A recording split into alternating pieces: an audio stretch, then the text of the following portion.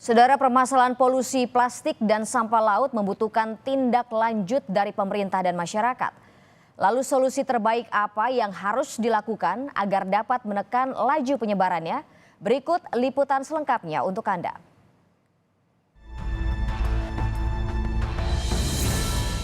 Besarnya jumlah polusi plastik menjadi sorotan global. Berdasarkan data Kementerian Lingkungan Hidup dan Kehutanan (KLHK), total sampah nasional sebesar 68,5 juta ton, di mana 11,6 juta ton diantaranya merupakan sampah plastik pada tahun 2022. Tim Nasional Pengendalian Sampah Laut mengestimasi sekitar 615.000 ton sampah terbuang ke lautan Indonesia hingga laut dunia pada 2018. Pemerintah menargetkan untuk mengurangi sampah plastik sebesar 70% hingga 2025 melalui Peraturan Presiden atau Perpres nomor 83 tahun 2018 mengenai penanganan sampah laut.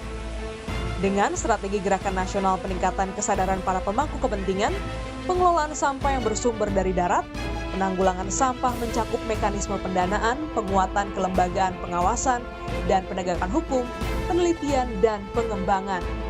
Di tahun 2021 sudah kita hitung metodologinya ada dari LIPI ya, dan sekarang BRIN ya. Nah, kita telah turun menjadi 28,5% sampai tahun 2021. Nah, di dalam tim tersebut ada 5 strateginya, yaitu Gerakan Nasional Peningkatan Kesadaran Para Pemangku Kepentingan.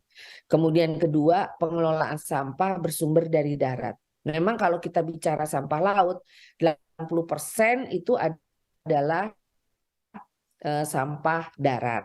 20. Regulasi tersebut mengacu pada penanganan sampah plastik atau sampah yang mengandung senyawa polimer berasal dari daratan, badan air, dan pesisir yang mengalir ke laut dan menjadi sampah laut. Menurut Sistem Informasi Pengelolaan Sampah Nasional Kementerian Lingkungan Hidup dan Kehutanan, mayoritas sampah Indonesia berupa sisa makanan sebesar 41,55%, sampah plastik sebesar 18,55%, sisanya adalah kayu ranting, kertas karton, logam, kain, kaca, karet kulit, dan sampah jenis lainnya. Tanpa penanganan yang tepat, sampah laut akan berdampak pada hewan laut. Peneliti BRIN mengungkapkan bahwa kemungkinan di masa mendatang sejumlah anggota vertebrata polikromatik akan berkurang. Bahkan cemaran mikroplastik di laut dan sungai jika termakan manusia bisa mengancam kesehatan. Kedepannya kan sudah diestimasi bahwa tahun 2050 ada prediksi jumlah ikan akan kalah daripada jumlah plastik 3:1 gitu. Kalau itu terjadi betul-betul tanpa kita berbuat apapun, sumber pangan kita akan berkurang, terutama sumber pangan yang di laut, dan itu tentu saja sangat membahayakan. Mana yang paling terpengaruhi?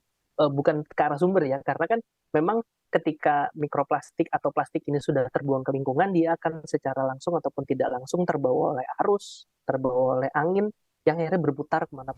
Terkait hal ini, pihak Dirjen Pengelolaan Ruang Laut Kementerian Kelautan dan Perikanan menjelaskan keterbatasan dana menjadi batu sandungan untuk menangani masalah laut yang lebih lanjut. Kalau kita mengharapkan dengan APBN yang kita ada sekarang ini kan sangat terbatas ya. Sehingga kenapa tadi saya sampaikan ini strateginya antara lain kita menggunakan pola pentahelix tadi itu. Di situ ada swasta juga. Mungkin dari CSR dia juga bisa membantu bagaimana caranya dia untuk membantu bagaimana sampah-sampah plastik itu tidak sampai ke laut. Kemudian LSM. Ini juga LSM jangan kita cuma lihat LSM yang dalam negeri ya. LSM dari luar negeri pun banyak yang betul-betul aware terhadap sampah plastik di laut ini sehingga. Senada dengan ini, Diverse Clean Action atau DCA, LSM yang fokus pada sampah laut memaparkan mahalnya biaya pengangkutan sampah di pesisir menjadi tantangan penanganan sampah laut.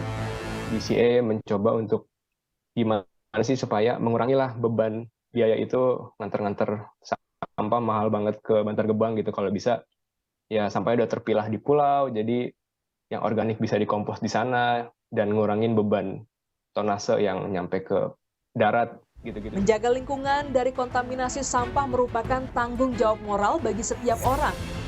Hal ini sesuai dengan Undang-Undang Nomor 18 Tahun 2008 tentang pengelolaan sampah. Pemerintah pusat maupun daerah wajib memfasilitasi dan membangun kesadaran masyarakat.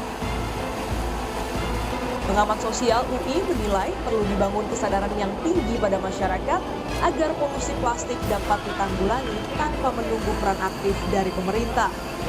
Jadi memang butuh waktu bagi sebuah komunitas, bagi sebuah masyarakat, apalagi bangsa, untuk bisa menerapkan aksi-aksi kedisiplinan yang prosesnya harus dimulai dari struktur dari sistem.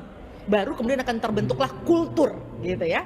Nah, struktur atau sistem itu berarti ada aturan main, bahwa misalnya orang denda kalau kemudian membuang sampah sembarangan, apapun itu termasuk. Indonesia negara maritim, lautnya kaya melimpah ruah. Plastik sesaki laut, hamparan laut pun berubah.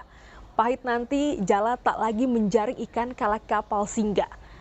Jangan saling tunjuk apalagi menunggu hingga parah. Semua harus berjuang ketimbang kena getah. Mari bersama lebih peduli daripada menanggung ulah. Klinis Oktania, Kompas TV, Jakarta.